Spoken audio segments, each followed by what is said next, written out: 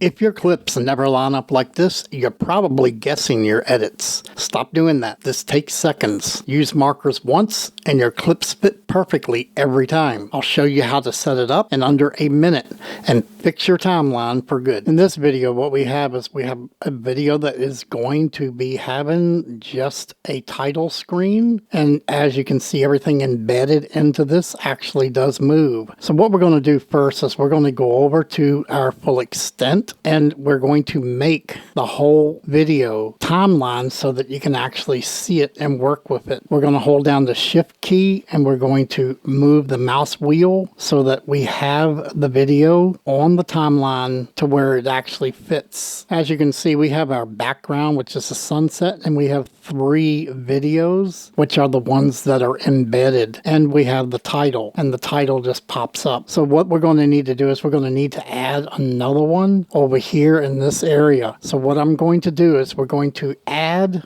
another video track. To do that, there are basically 2 ways to do it. One of which is you can take and just drag it up to the next level, or a better way to do it is if you have multiple videos that you're going to be putting in with or without sound. What you're going to do is you're going to go over here to the video menu and we're going to go and add tracks. With that, we're going to be bringing up this. We're not going to have any audio, so we're going to change that to 0. We're going to take and move this.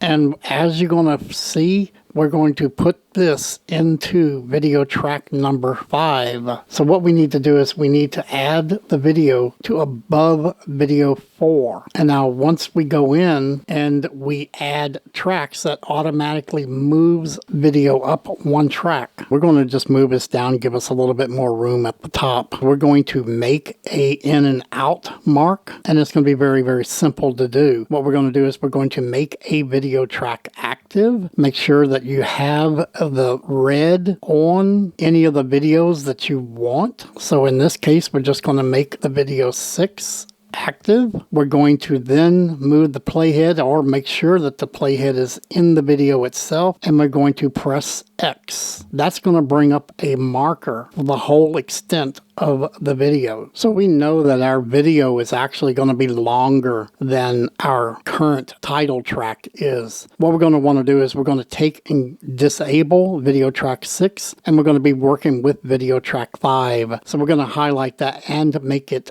active. We're also going to take this V1 right here, and we're going to take and move that V1 up to video track number 5. That's going to make this the primary track. What we're now going to do is we're going to go over and we're going to add the second view window. We're going to now take and drag our chickens into our first video window, or just double click it. That'll put it in the video. So now all of these videos have sound. As you can see, there's a little musical note. We did not want the sound. So what we're going to do is we're just going to take and hold down the Alt key, and we're going to drag that over to where it says fit and fill. And once we do that, we let go. Now you see that this video has embedded itself into this track. And as you see right here, this is a speed button, so this track is now faster. It's probably about 50% faster than it was because it was a longer track. That is one of the advantages of using the fit and fill, is it will make the video fit and fill the entire timeline, whether it will slow it down or speed it up. So now what we're going to do is we're going to take and we're going to work with this video track only. So to do that, what we're going to do is we're going to go over here and we're going to select